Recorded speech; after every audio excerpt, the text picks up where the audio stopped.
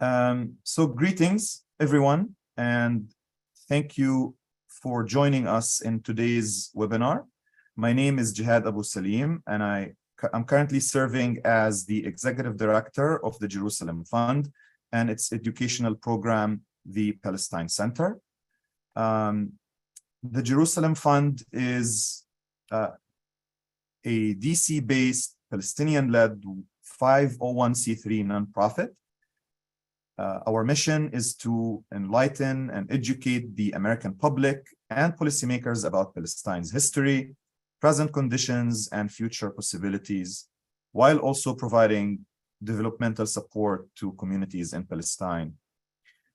The Palestine Center, our educational program, routinely hosts in-person and online events, including conferences, seminars, and film screenings. These events focus on in-depth analysis of Palestine and shed light on stories of resilience amid occupation and apartheid. If you have not yet joined our mailing list, I encourage you to do so in order to stay informed about our upcoming events. Regarding today's webinar, I'm honored and privileged to welcome the guests today, Maryam, Yumna, and Tariq, who I will introduce shortly. We're also grateful to Mondoweiss for co-sponsoring this event and for their team's participation today. Okay, so 2023 has been a challenging year for Palestinians. Israel's actions have resulted in the death of more than 202 Palestinians since the beginning of the year, including 35 children. This year has witnessed a dramatic surge in Israeli brutality, settler violence, and attacks on Palestinian cities and towns. Most notably, Israel's brutal assault on Jenin this month. The current Israeli government's members openly and casually called for the expulsion of Palestinians and for a second Nakba. Meanwhile, Gaza remains under blockade and was subjected to a brutal assault in May of this year as well. To provide perspective on these developments, we're honored to host members of Mondoweiss' Palestine team today. This webinar aims to gain insight from their analysis of the recent Israeli assault on Jenin, contextualizing these incidents within the broader scope of Israel's ongoing campaign against Palestinians across historic Palestine. Mondoweiss, established in 2006, is an independent online news source dedicated to informing readers worldwide about events in Palestine and also on related US foreign policy matters. Mondoweiss offers news and analysis typically overlooked by the mainstream media and focusing on the struggles of Palestinians for human rights and liberation. In today's discussion, we will delve into the surge in Israeli colonial violence against Palestinians, the evolving political landscape among Palestinians over recent years, and the obstacles that media outlets encounter while reporting on Palestine in the current climate. We are privileged to host three of Mondoweiss' team members, Maryam Barghouti, Yumna Patel, and Tariq Hajjaj. As frontline journalists, their coverage and analysis are crucial in conveying the on-ground realities in Palestine, particularly in an environment where mainstream media not only obscures and censors Palestinian voices and stories, but also aids in masking Israel's violations and occupation. Just to give a brief rundown of today's event, I will begin by introducing Maryam, Yumna, and Tariq. And following the introductions, I will facilitate a discussion with them. Afterwards, we will open the floor for a Q&A session. Please use Zoom's Q&A feature on the bottom of the screen to pose your questions to the speakers. If you are joining us and watching our YouTube live stream, kindly leave your questions in the live chat and we will relay them to the speakers as well. Let me introduce the speakers and then we'll move to the discussion. So Maryam Barghouti is the senior Palestine correspondent for Mondoweiss. and her coverage particularly focuses on the rise of armed resistance in the West Bank and the intensification of settler annexation. Mariam has worked in media and journalism in the Levant for more than 10 years, and her commentary has appeared on CNN, the New York Times, BBC, The Guardian, The Intercept, and Al Jazeera English. Previously, she worked as a political analyst and monitoring and evaluation consultant with non-governmental and governmental organizations with a focus on the dynamics of humanitarian aid and advocacy. From Gaza, we're joined by Tariq Hajjaj, who is a member of the Palestinian Writers Union and the Palestinian Journalists Syndicate. In 2015, after a devastating war in Gaza, Tariq started his career in journalism as he felt that the world must hear painful stories of the Israeli occupation and attacks on Gaza.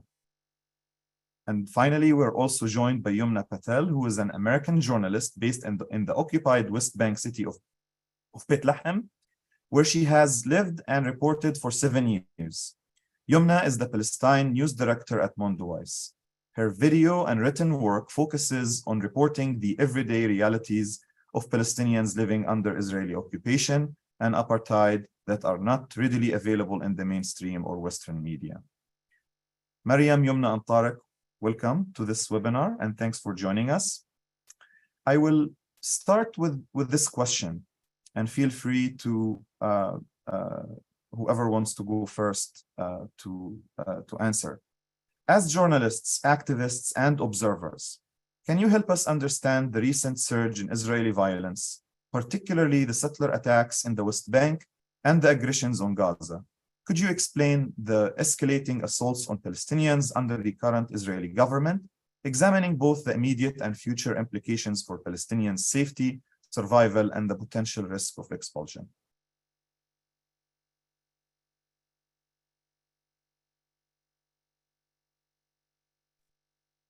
Thanks, Jihad. I'll go ahead and start us off and try and cover a portion of that question. I'll say the current escalation, and there definitely has been an escalation, particularly in recent months. It could likely be understood or easily be understood in sort of two overlapping realities. In the bigger picture, we have this culture of impunity that Israel has enjoyed on the international stage for decades that has led to the current moment in which Israel is allowed to kill journalists and target Palestinian civilians and increasingly conduct aggressive and more militarized raids on Palestinian civilian populations and refugee camps. And it's also allowed for the Israeli state to continue to arm settlers and join them in their attacks against Palestinians without any sort of accountability. So that's like the bigger picture reality that's contributed to the escalation that we're seeing today. And then more acutely and more recently, as you mentioned, is the reality of the current government in Israel and the rise of the ultra-right in Israeli politics. We have hardline settlers that were, once relegated to the fringes of Israeli society and politics, now in the heart of Israel's government with some of the most powerful positions in government. And so, with this new ultra right-wing hardline government and this, culture of impunity that Israel continues to enjoy on the international stage, we've seen great impacts on the ground in Palestine, particularly in the occupied West Bank and Jerusalem and Gaza. As you mentioned, settler attacks have been on the rise, particularly in the past couple months. We've seen settler attacks against Palestinians and their property grow increasingly violent and frequent. And we've seen a record number of Palestinians killed this year.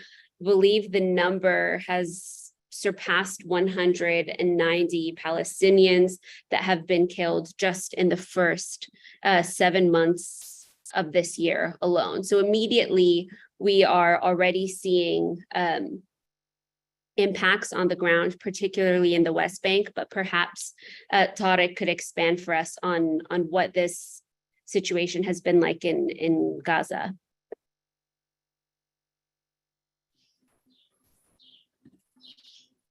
Thanks, Yumi. Well, the recent Israeli attacks on Gaza, the recent Israeli attack on Gaza was in May, and the continuous airstrikes killed 33 people and destroyed thousands of Palestinians' homes. Until this moment, the majority of them are still homeless. 1 year before this attack, on August 2022, there was another attack, and Israel killed 50 people.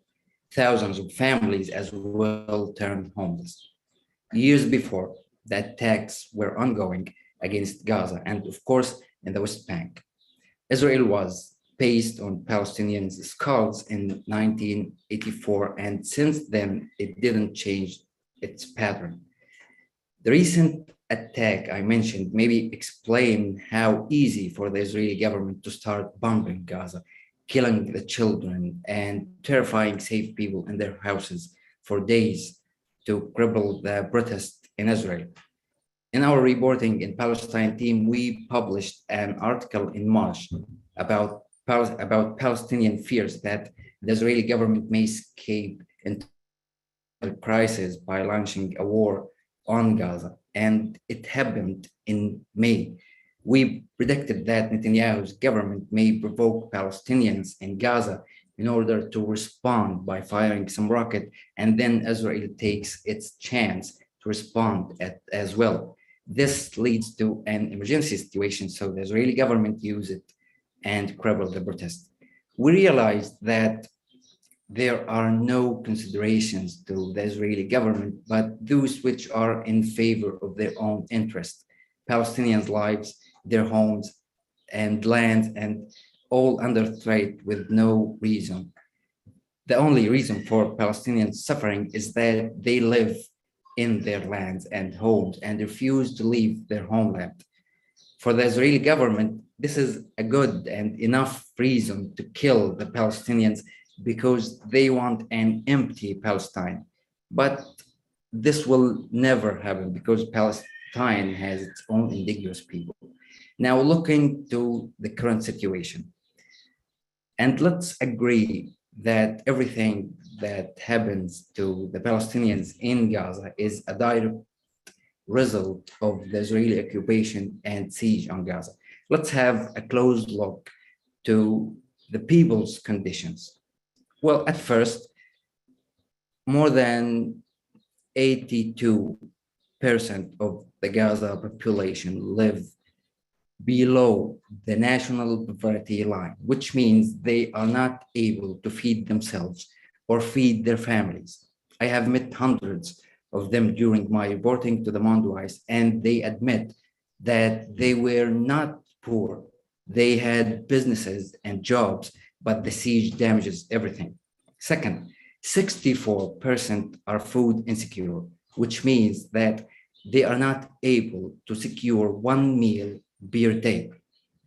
Third, the unemployment rate stood at 47%. Fourth, 80% of Gaza people depend on foreign aid. The World Food Program, for example, decreased its aid during the past couple of months and suspended thousands of families. Last thing I want to mention, because this list can go on and on for weeks. So last think between 2007 and 2022, Israel destroyed over 300 wells for drinking water in Gaza, besides massive destruction in the infrastructure. So regarding to this, the future of Palestinians in Gaza looks very clear. More attacks, more destruction, more isolation from the world. Israel will keep its crimes against Palestinians because it has international immunity to their crimes.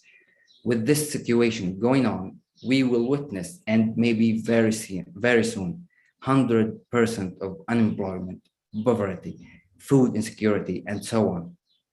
We do not see the world powerful countries that keep supporting Israel, trying to refine Palestinians' lives who live under this occupation, but we see the opposite.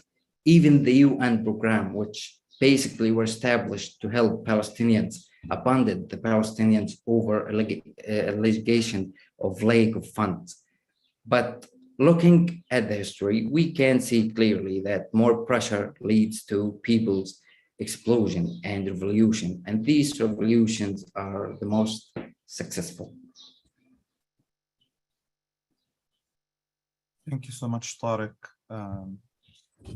Mariam, would you like to comment on this question, or should we move on to the next one? Maybe I can just build a little bit.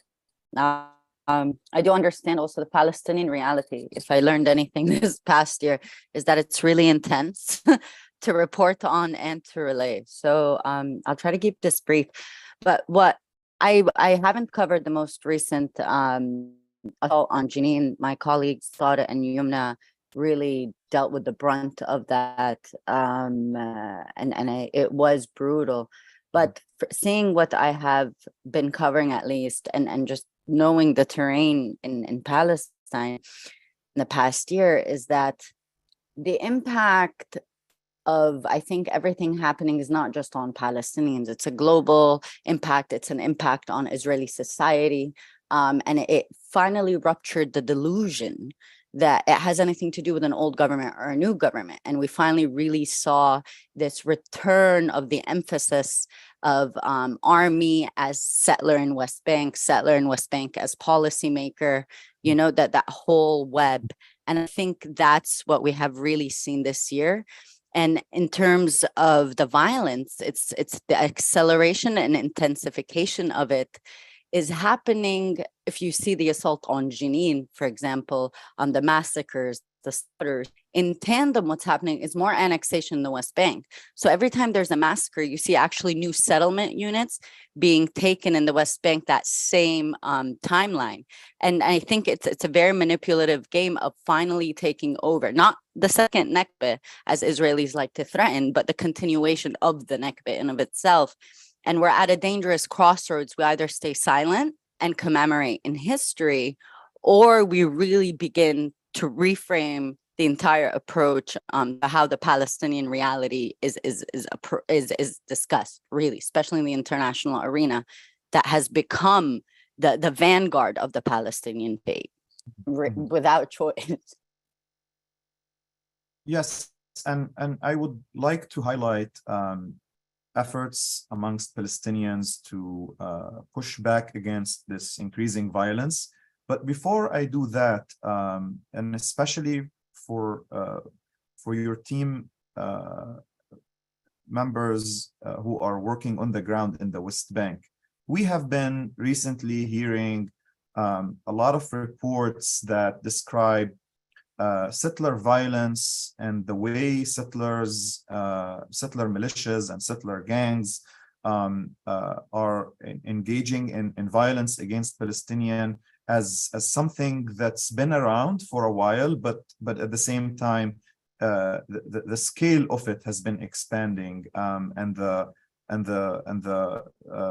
ability of the settlers to inflict more harm on Palestinians has also increased. Are we facing a new reality in terms of what the settlers are up to in the West Bank, and what does that mean for people there on the day-to-day basis, but also in terms of the future? And I'm talking here about the well-being and survival of entire communities, villages, towns, cities. I mean, we saw what happened in Huwara. We saw what happened in other parts, in Turmusaiya, for example. Are we in a new chapter in terms of settler violence and its scale and intensity in the West Bank?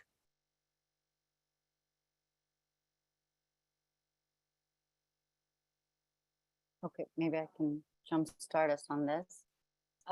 There has been, I think it's a new era, yeah, as my colleague Yumna was saying in the beginning, that it's this kind of intensification of the attacks because of the impunity given. I remember when I first joined Mondoweiss last year, Yumna and I were covering the killing of a teenager in a village near Ramallah. And I remember I gave her a call and we were discussing kind of the gathering of our information. And the testimonies from the villagers were all, it was a settler, not a soldier, that killed our son. And this is before the increase. This is before the pogroms that were happening in Hawara.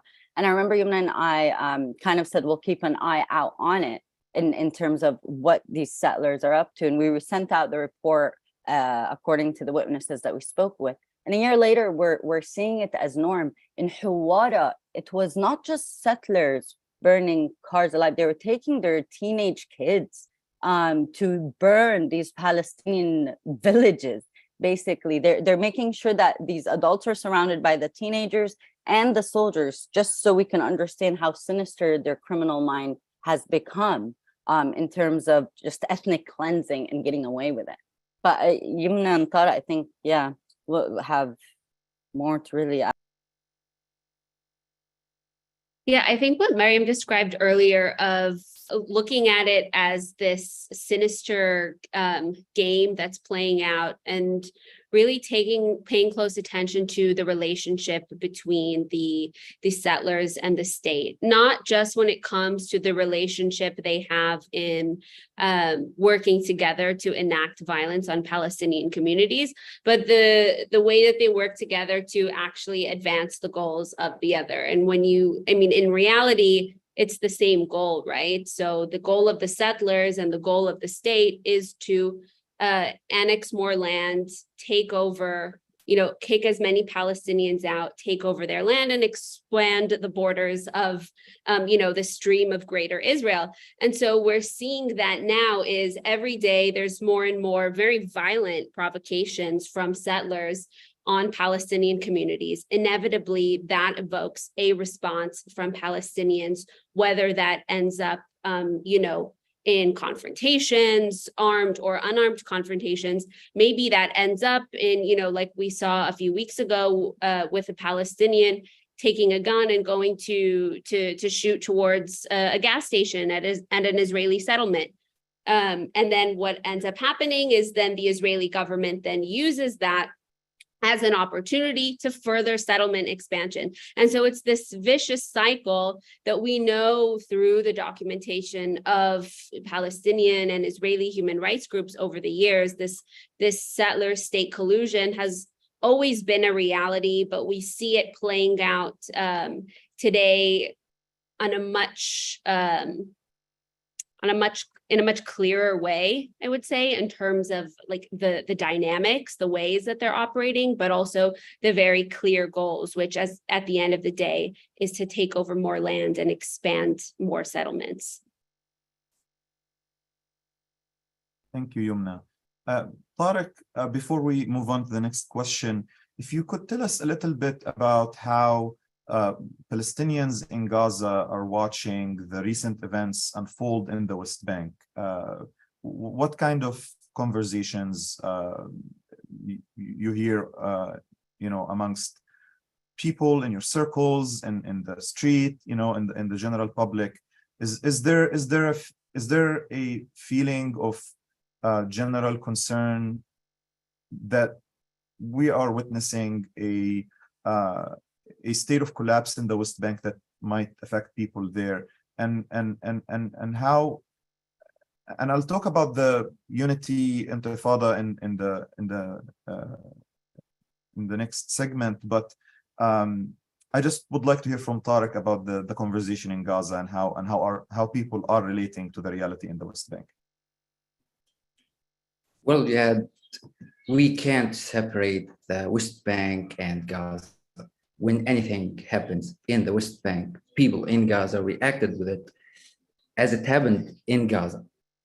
When something happened last Jenin, last invasion of Israeli army to Jenin, we lived days as exactly as we lived a war on Gaza.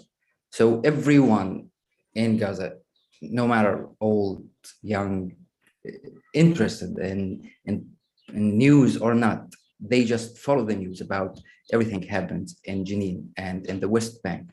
But the most fear for people in Gaza, that they always have that fear from the resistant factions in Gaza to engage in a war with Israel, as they respond to any of the West Bank events. This is only the one thing that people express their fears in Gaza when anything happens in the West Bank. But otherwise, they want to fight with people in the West Bank. They want to resist. They want to do anything they can do from Gaza on the ground or on the internet or any space they can put their opinion, their rejection. And actually, I still believe that the West Bank and Jerusalem and Gaza, they all are one unity of land and one unity of people that cannot be separated using any power to separate Gaza and the West Bank. So when the Israeli soldiers or the Israeli forces invade an area in the West Bank, they want Gaza to stay away from it. But this never happened. Always Gaza respond. Even the latest response from Gaza when the invasion in Jenin ended, some factions from Gaza fired some rocket. It was a humbly response, not as usual.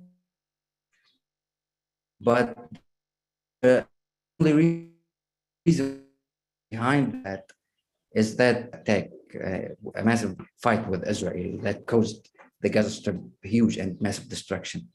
So I think everyone in Palestine, not Gaza and West Bank, in all Palestine, they feel each other when any Israeli forces or any Israeli soldier just attack any place.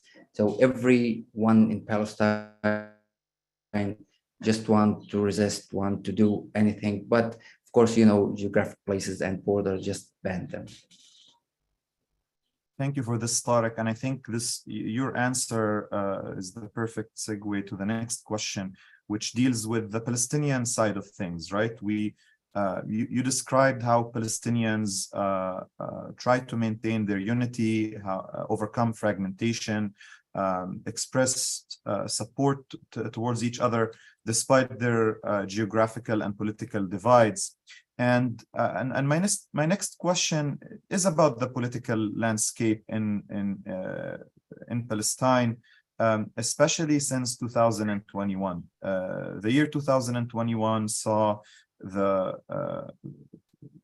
event we call the Unity Intifada or the Dignity Uprising. It was a moment in which Palestinians felt incredibly united on multiple fronts. We saw Palestinian communities rise in Gaza, in the West Bank, in Jerusalem, in 48, and even in the diaspora. And Palestinians came together. And it was perceived as a defining moment for Palestinians in recent memory. Now, has this political landscape and the legacy of 2021 changed since then? And in light of this increasing violence that Israel is launching against Palestinians, how are Palestinians, especially in the West Bank, reacting to to forces such as the Palestinian Authority, for example? How are they perceiving the role it plays, and how are these communities coping? Because the people aren't just in the trenches fighting all the time. They also have lives to live, and they need to survive, and they need to secure their families' survival. These towns, these villages, these communities that are under attack on a regular basis, how are they surviving? And how and what kind of efforts are being done to not just resist Israeli assaults and settler assaults, but also to empower these communities? Well, if you see our website today, we have a video from Jenin. People protest against the PA as it obviously the resistance fighter. I really feel sorry for the situation that PA ends up with. they used to be one of the greatest resistance factions before getting involved with the government, that Israel in the first place wanted the government to take security responsibilities for the Palestinians. I think people now believe that the PA can give them nothing, not even protect them from the Israeli settlers or forces, but also give them nothing regarding to diplomatic steps. So because of that, we have witnessed some huge steps and developing in the West Bank regarding to resistance. So we observed some fighters, some new moves in resistance in the West Bank, because people now believe that they are all alone and they have to defend themselves by their own. They feel that the international community, the Palestinian Authority, and everyone around just let them down. So this is maybe the explanation to the resistance uprising in the West Bank, that clearly different this year and the past year from any other year. Thanks, Tariq. Mariam, Yumna. I'll just quickly answer your question, but I'd like to hear more from Mariam about this. To answer the question of how are people surviving, I think that's a really good question, because it's one that I think it's a question that naturally comes up for many people, but it doesn't quite get asked a lot, actually, is how are Palestinians in, whether it's communities in Gaza or the West Bank or Jerusalem and 48, how are they managing to survive under all these different mechanisms of oppression, whether it's oppression from their own so-called leaders or from the, the settler colonial regime that's ruling over them. I would say what we've seen in the West Bank and, across Palestine is one of the ways that people are surviving. And I would say, it's absolutely not easy, but community mobilization and sort of protection of others and of the other people in your community, in the face of lack of protection from their own government and from any sort of avenues in the international community, Palestinians really can only turn to each other. It's what we saw in 2021, and it's what we're seeing now. It's just sort of taking shape in new ways. Like, more specifically, if we look at the communities in the West Bank that are coming under constant attack by the by Israeli settlers, there is no PA to come in and save them or to protect them. So what we see in these villages, and this has been a tactic that's been used for years now, it's just taking new shapes because people have been forced into this reality. But in order to protect themselves, that means that neighbors and friends and family coming together to create these community groups and night patrols to patrol the streets and make sure that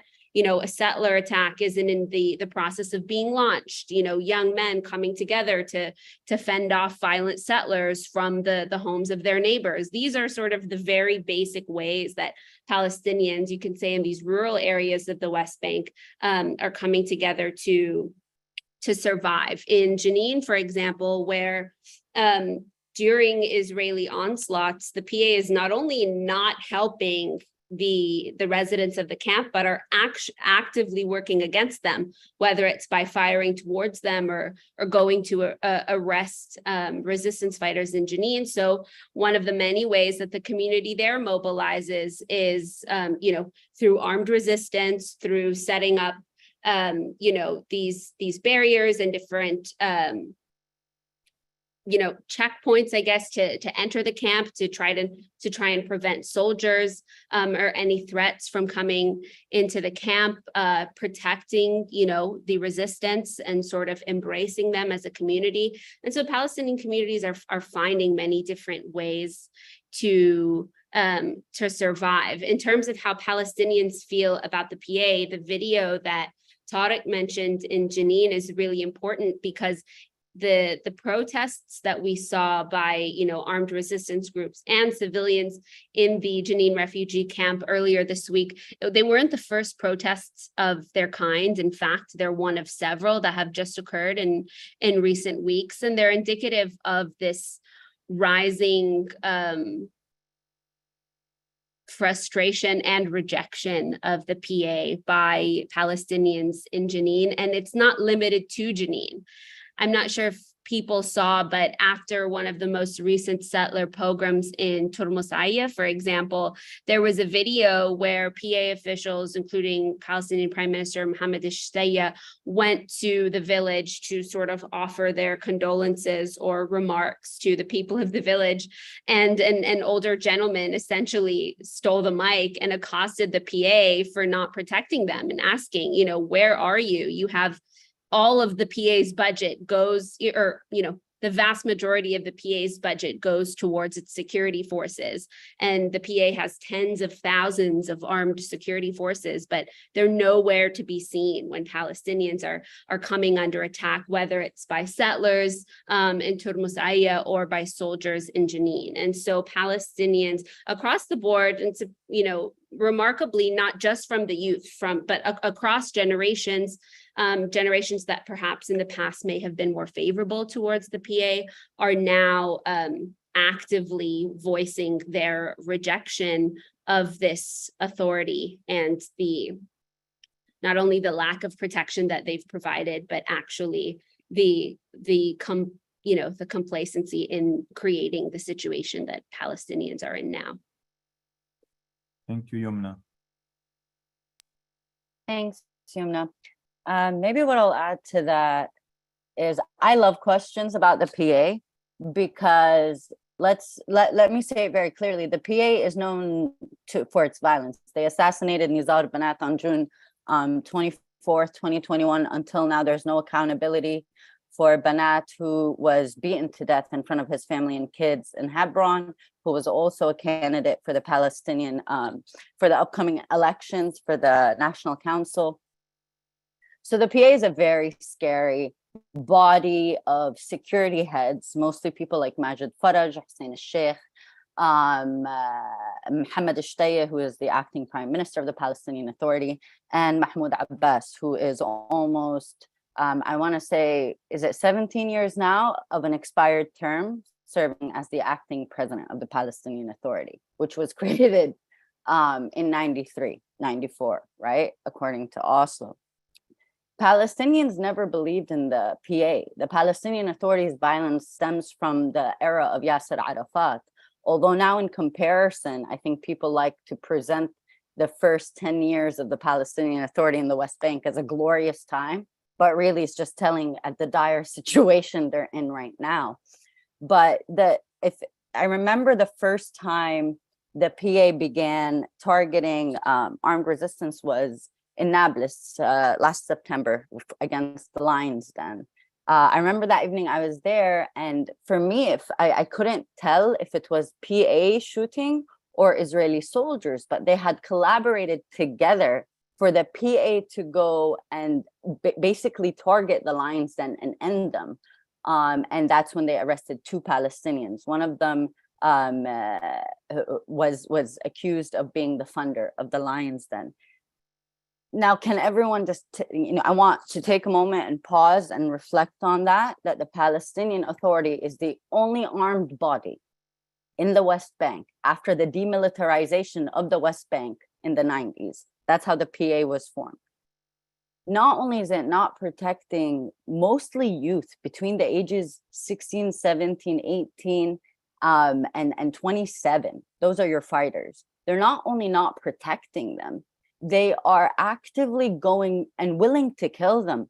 That evening in September last year, they killed a Palestinian standbyer who was, I believe, if I recall correctly, and forgive me if I don't, 50 years old, who was killed as they went to kidnap 2 Palestinian youth involved in resistance to the PA is now.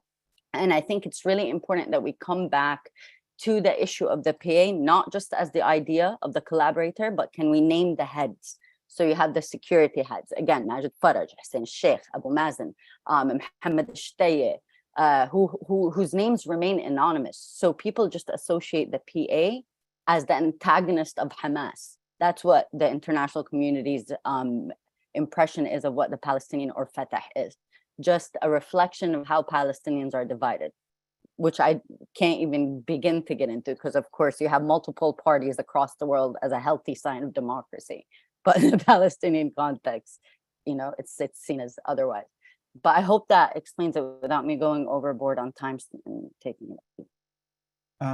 Thanks for this, Mariam. And before I move on to the next question and start taking questions from the audience, I just would like to reflect on the kind of arrangement that has dominated life in the West Bank following the end of the Second Intifada, that the PA said, okay, we are going, especially also after 2007 and the whole episode with the Palestinian Legislative Council elections and what ensued afterwards. There was a vision for the West Bank rooted in a transaction, quiet, law and order, whatever these things mean, in return for stability / state building, institution building, all of these things.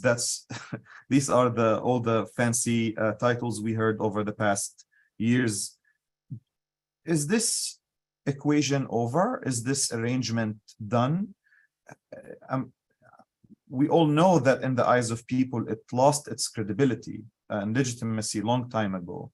But for how long is it going to continue, at least in terms of its institutions, in terms of, especially in light also of the increasing settler violence and Israeli state violence in the West Bank and the expanding scale of colonial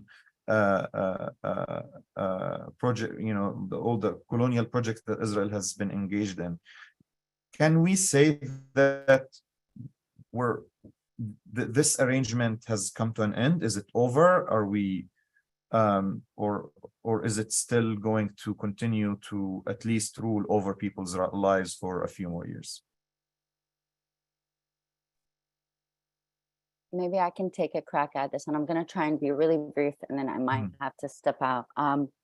But in terms, I do think it's going to remain, and what will happen is what we see, and as my, again, colleague Tariq was saying earlier, Gaza should not be separated from the West Bank, just like the West Bank should not be separated from Heartland Palestine. What happened in Heartland Palestine was the Israeli government turned the remaining Palestinian population, the survivors of the Nakba, into a criminal syndicate population. So you have seen 190 Palestinians killed since the beginning of the year. I believe there were 90 Palestinians killed in crime in 48, or Heartland Palestine. What I think the PA will be turned to is the heads of these criminal syndicates in the West Bank as Israel moves further, deeper in its annexation project.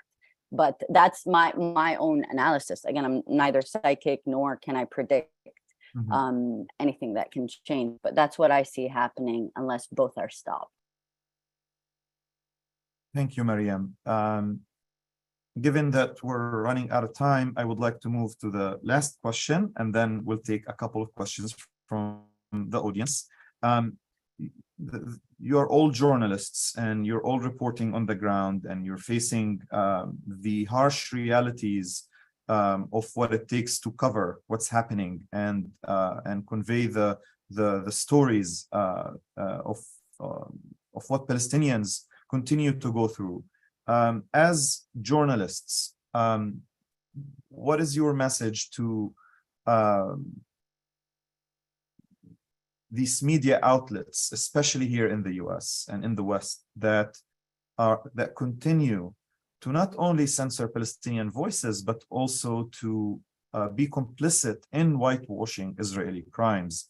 And you're putting your lives on the line. What is your message to your colleagues in this profession here in the West? And I'm sorry to describe them as such.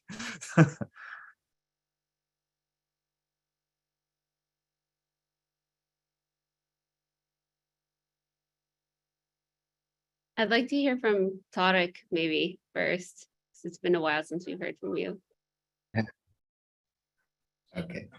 Well, you know, the Palestinian team in Mondoweiss discuss all the recent updates in Palestine immediately. We simply tell the truth as it is.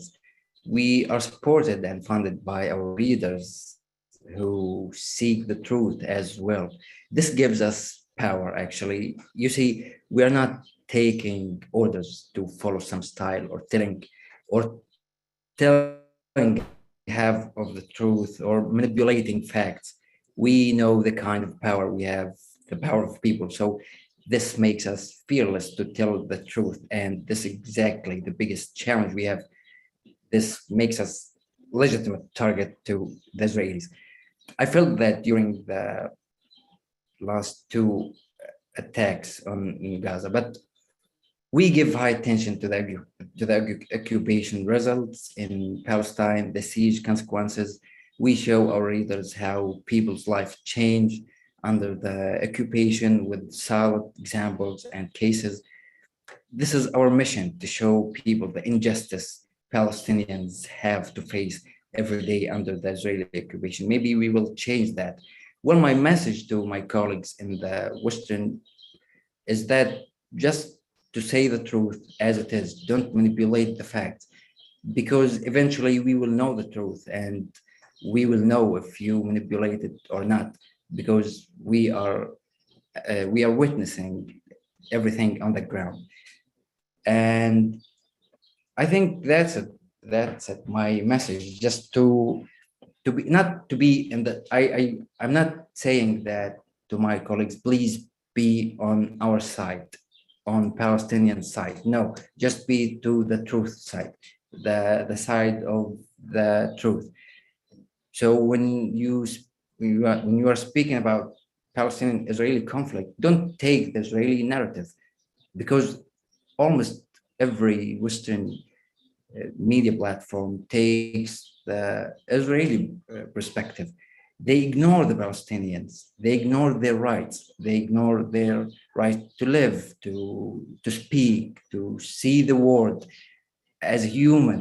They ignore all these facts. But when it comes to other people, like let's say the Ukrainian people, they defend the Ukrainian people. Well, we have the same case over 100 years here in Palestine, and we don't see any Western platforms that defend Palestinians as they defend the Ukrainians.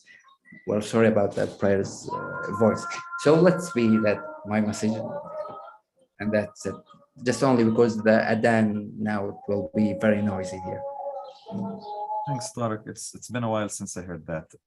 Mariam, I saw that you smiled as I was asking this question, and I know it is a question that we keep asking, but as you know, for me personally, there is one headline that I can never forget from the New York Times, that they published this report the day after the US moved its embassy to Jerusalem, and more than 60 Palestinians were massacred on the near the armistice line separating Gaza from the rest of historic Palestine.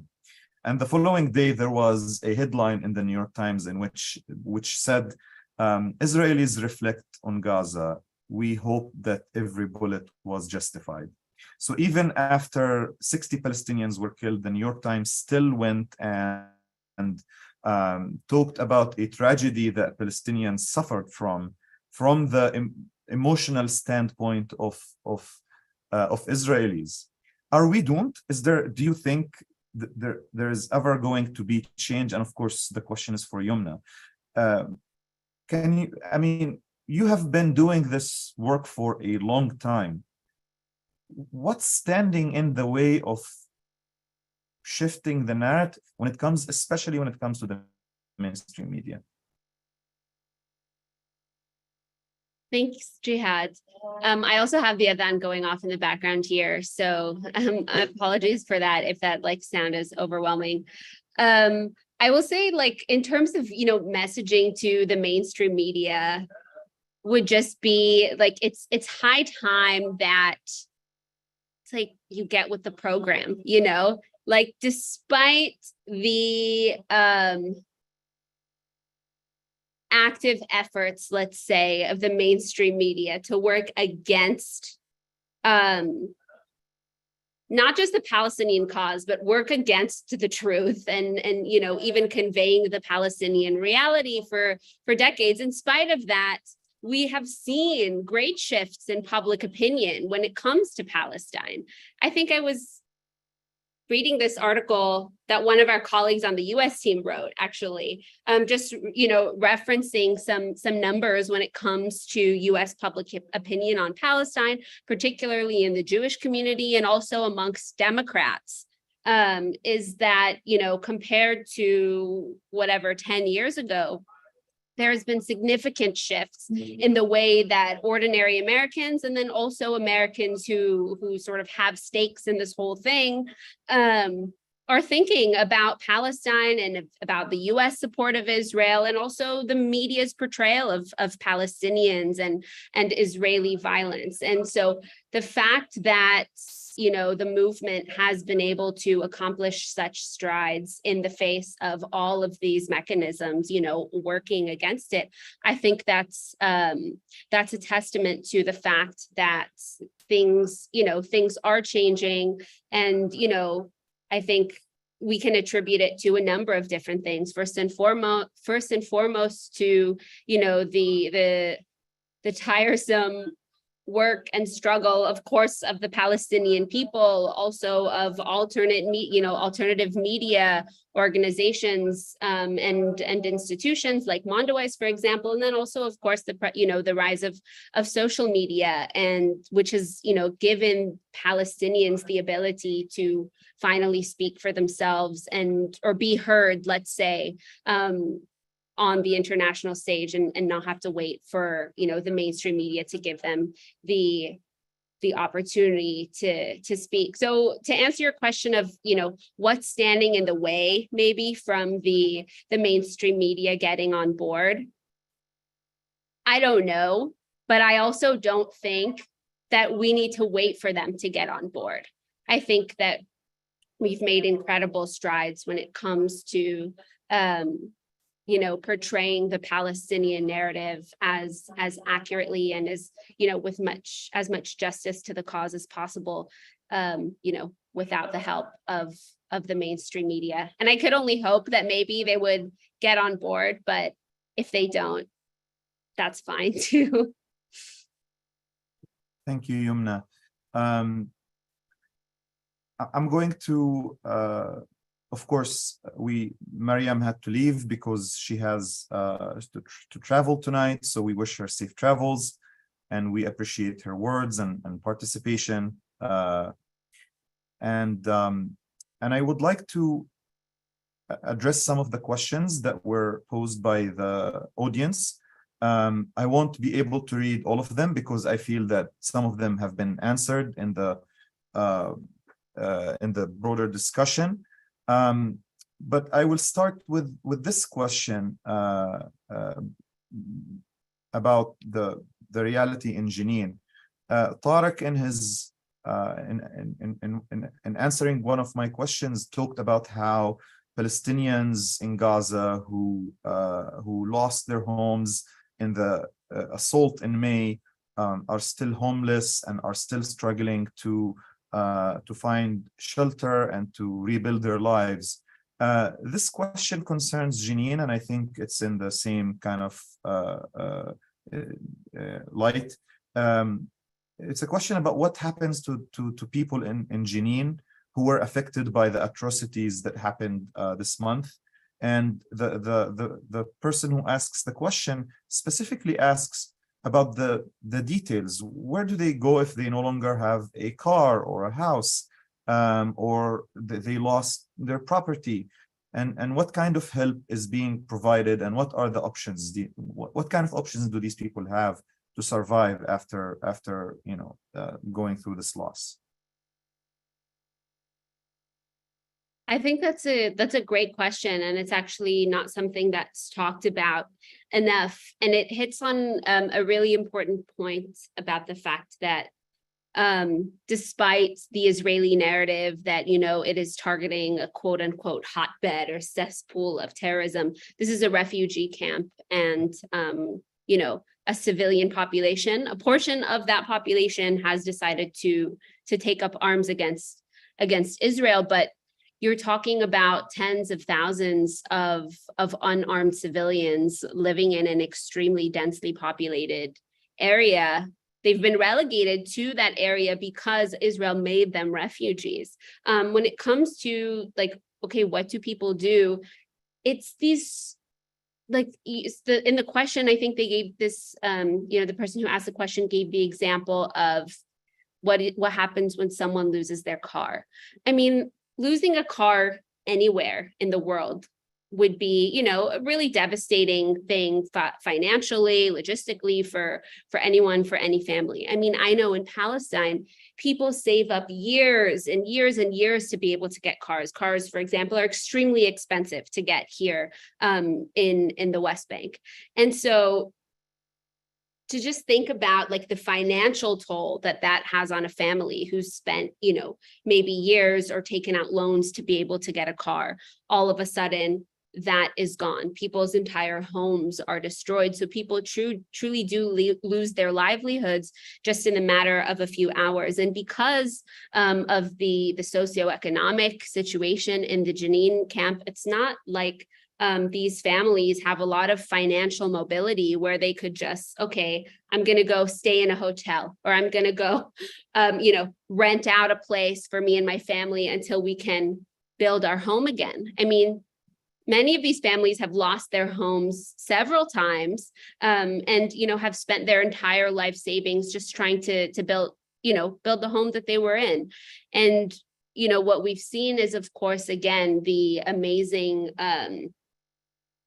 communities sort of coming together in the face of Israeli violence. I know in Jenin, we saw after the latest assault, as people were fleeing their homes on foot and trying to stay at nearby hospitals or shelters, people from across the entire Jenin area were coming to donate food and clothes and sort of anything they could to the community. For people who lost their homes, they typically would find refuge with extended family, or even neighbors have opened up, homes to their neighbors who lost their shelter and their homes during the Israeli raid. So again, the community comes together. It's not like we're seeing a huge pouring in of financial support from the government or from the international community or sort of, humanitarian aid agencies coming in to rebuild the Jenin camp, even though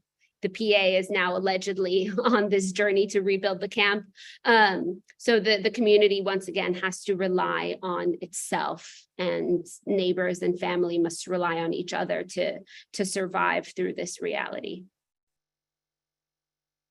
Thank you, Yumna. And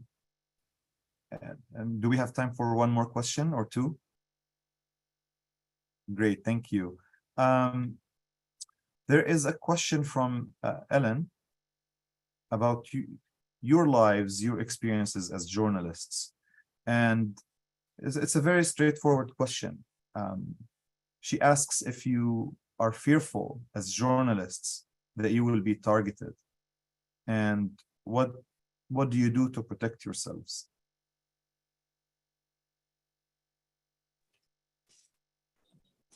Well, thank you. Absolutely, we fear to lose our lives during our coverage to the news and critical events. For me, for example, when Israel attacked Gaza, I think I think 1,000 times before I go to the field, because when you walk on the street during the attack, you are a target. And being a journalist, that increase the possibility to be a target from Israeli airstrikes or drones. So our daily life is in reporting news, it's really dangerous, but it's not that like we hate our jobs or we hate what we do. No, we do love our job and we do love what we are doing. But we know that we face some dangerous and critical events and scene during our job. But we take every possible thing to protect ourselves. We use our journalist press and journalist vest and things that protect our body, but we have to face the fact that if Israel want to target some area and I am there in that area, anything I am wearing will not protect me, because we have seen in Gaza some journalists who killed during wearing their full protection tool, because they target people themselves. Israel targets people themselves, not something close or something like that. Well, this is my point of view, and let's see what Yumna got. I don't think there's too much to add. I think Tarek really summed it up perfectly. And, you know, as people know, we're living in a reality where especially living under Israeli control means that wearing, you know, a press vest often means an extra target on your back. We saw that with the killing of Shireen Abu Akleh, and long before her, of the killing of Palestinian journalists in Gaza, and the targeting of journalists for years, reporting in the occupied West Bank and Gaza and across Palestine. And so there's definitely a target on the backs of journalists here, not just from, you know, Israeli forces, but also from governments, you know, from the Palestinian Authority, from Hamas authorities in Gaza, anyone who, especially Palestinian reporters like, you know, my colleagues. I have the privilege of, you know, holding an American passport. And so that offers me some sort of, immunity when it comes to arrest or targeting by Palestinian authorities when it comes to reporting things that are perhaps unfavorable to them. And that's not a privilege that's afforded to my Palestinian colleagues. So in addition to the physical violence, Palestinian journalists in particular are really facing a terrifying battle when it comes to censorship and surveillance by local authorities. Thank you, Yumna and Tarek, and thank you for your work and for your courage and for making sure that those stories don't go unheard. And I would like to conclude with one more question, and it's going to be the last one, I promise. I'm going to try to link many of the questions that I received that talk about the current reality or ask about the different roles different actors are playing on the ground. And I would like to hopefully address most of these points with a single question that's forward-looking and addresses the future, at least in the short run. And I think, because of your role as journalists, as people who are engaging with the events on a daily basis, I think hearing your perspective would be definitely informative. How do you see the next 3 months or a year from now in light of everything that's happening? Are we about to witness more escalation, further deterioration in the situation in the West Bank, Do we anticipate another assault on Gaza? Where is the current reality taking us? And so that's the first part. And the second part, what should we do as people in the US, in Europe, and the West in general? What can we do to stop these atrocities and these human rights violations? I think things are going to be crazy in the next coming period, whether 3 months or 3 years. But I also believe that Israel is not always going with targeting and attacking on Gaza. Sometimes they facilitate life for people in order to give them engaged in something else regarding to resistance and asking their rights. So last year, they allow more workers from Gaza to work in Israel.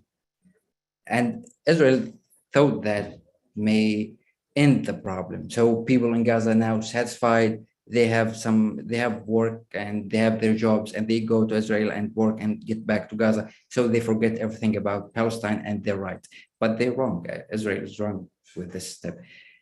Now they're giving Palestinians some new things like allowing for Palestinians in Gaza to travel via Ramon Airport. So these things that Israel made is you think that Israel wants people in Gaza to feel more free and to move and to do whatever they want. But in the background of these policies, there are some things that appear on the ground later, not in the meantime. So I don't expect that during the, let's say, 1 or 2 years, I don't believe at all that Israel will attack Gaza because they just did. And they always need time between one attack to another, whether Israel or the Palestinian resistance in Gaza, because the attack in Gaza depends on the Palestinian resistance response in Gaza and so on. Everything is connected with the other. So regarding to what people can do, this is a hard question for me, but they can support Palestinian right. They can make balance between supporting Israeli rights and Palestinian and their rights. They can make the Palestinian story more highlighted in the international fields, in the international communities, between everybody's in the world. So I think this helps. This helps Palestinians to reach more audience and their story to be heard more. So I think we are fighting with our story. Me as a journalist, I'm fighting with my writings. So it's valuable for me when my writing affect people and people will support Palestinian according to it. Yeah, that's it. Thank you, Tariq. You're welcome. Thank you, Tariq. This question always provokes, I'm glad that Jihad that you limited it to like a 3-month sort of prediction. Those sort of the questions about the future, I think, unfortunately, always elicit, a less than hopeful or optimistic response, especially given the situation that we're in. But Tariq touched on a number of really important points when it comes to thinking about what we can expect in the future. I think we are going, and you said, you asked if we're going towards a situation where things are going to, escalate and get worse. I think, yes, we are in a situation where both the Israeli and Palestinian governments are actively, right now in political turmoil. And when politicians and corrupt leaders get desperate, they take to more desperate measures, let's say. And that's going to materialize itself in very dangerous ways for Palestinians, whether they are living in 48. We see, Ben Gvir and the Israeli government pushing forward for the creation of this National Guard to essentially act as a militia targeting Palestinian communities in 48. We're going to see it in Gaza with the deepening of the siege and perhaps more bombardments in the future. And, in the West Bank and Jerusalem with the expansion of settlements and also increased settler attacks. So we're seeing it with the suppression of more uprisings, the suppression of dissidents, or people that pose threats to the government, under Palestinian Authority control. So we're going to see, these governments, both the Israeli government and the Palestinian Authority, try to continue to get people in line while also advancing their political objectives. And as Tarek mentioned, at the same time, what we're seeing is Israel and also the US, Israel's biggest partner, sort of offering Palestinians these kind of, breadcrumbs to try and appease some sectors of the population and the international community in order to distract from the very disturbing reality on the ground. And we saw that today. Just today, Israel launched its pilot program for the easing of travel restrictions for Palestinian Americans through Israeli borders. So that means letting them through the airport in Tel Aviv and being able to apply for Israeli entry permits online. Also that Israel can get on the US's visa waiver program. And so people really know that this is a farce, that Israel is never going to actually treat any Palestinians, whether they hold American citizenship or not. It's never going to treat them equally. But these little sort of acts of good faith, or these farces of good faith, actually are, appeasing some people here on the ground or on the international community that allows, the world to continue to turn a blind eye to what Israel is doing. And so the reality that we're going to see is one of increased military operations like the one we saw in Jenin. The army said that the most recent attack in Jenin was not the last. This is going to be a reality that they are going to try to continue in the future. We're going to see more escalations, the deputization of settlers, and more bold attempts by the Israeli government to annex territory in the West Bank. So we are definitely at a crossroads when it comes to the standing of the current Israeli government and their own population, and also the Palestinian Authority and its population. And so things are definitely coming to a head. Which way they go after that definitely remains to be seen. And finally, to answer your question of what people can do, I think, Tarek said it perfectly. And this is something that we touched on early in the conversation is I know, especially for us as journalists that are working in this space, and I'm sure for people that are also just, maybe supporters of the Palestinian cause and the movement for liberation and freedom in Palestine, it can be very disheartening when you see things getting worse and worse on the ground every single day. But I think it's important for people to also recognize the achievements that have been made in the space just in the past few years alone, and the reality that the Palestinian story and the truth of the Palestinian reality is out there, and it's becoming more accessible to the average American and to people around the world every single day. And that's through the amplification of, Palestinian voices and alternative media outlets and organizations that are working to further this cause. So by, amplifying the work that they're doing and, the voices of Palestinians on social media or wherever it may be, it may not feel like it, in the day-to-day, but when we look retroactively, we can really see that it does make a difference, and it really is continuing to shift public opinion on this on the situation, which at the end of the day, I really believe that that is what's going to make a change. Wonderful. Thank you so much, Yumna. And I bear witness to your work, you know, as someone who reads Mondoweiss almost every day. Your work is your writing, your words, your coverage, your courage as journalists in you know, being there on the ground and covering these stories. This allows this change to happen. So we're grateful for your work. And before we conclude, I would like to acknowledge a comment by one of the members of the audience, Hilal, who says that we need to go beyond just describing the reality on the ground and focus on the root causes, the laws, the policies, the institutions. And I think this is something that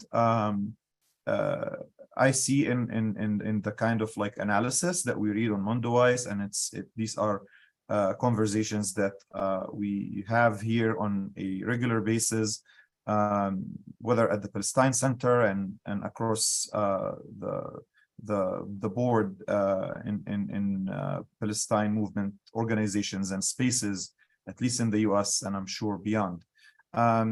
Yumna, Tariq, and of course Maryam, I'm incredibly grateful for you joining us tonight. I know it's late in Palestine. I know it's after business hours, so we're incredibly grateful and thankful for your participation in today's webinar on such a short notice. We needed to hear from you. We needed to hear from people on the ground, and we're grateful for your perspective, for your analysis, and for your work. And I encourage everyone who attended this webinar or will listen to it later to read Mondoweiss, to follow the work of the Jerusalem Fund and the Palestine Center. We have a lot of events planned in the coming months and for the rest of this year. I would also like to encourage people who are watching us live to donate to our ongoing Jenin appeal. We're raising funds to help our brothers and sisters in Jenin, especially after the most recent brutal attack. So please go to the jerusalemfund.org, and if you'd like to donate for a cause, this is an appeal that addresses an urgent and an important